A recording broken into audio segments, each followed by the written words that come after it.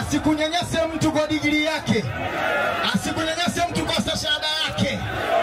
Kinachotakiwa ni akili ya kuleta maendeleo. Baba Levo ana akili ya kuleta matokeo ya maendeleo.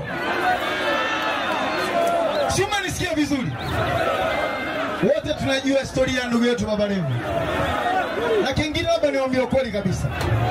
Licha kwamba Baba Levo ni ndugu yangu, familia, mwana Kigoma, lakini kama asingekuwa na nia kuleta maendeleo nisingekuja. Nisiwadanganye. Nisingefanyaje? Hata mimi nitawaambia ukweli.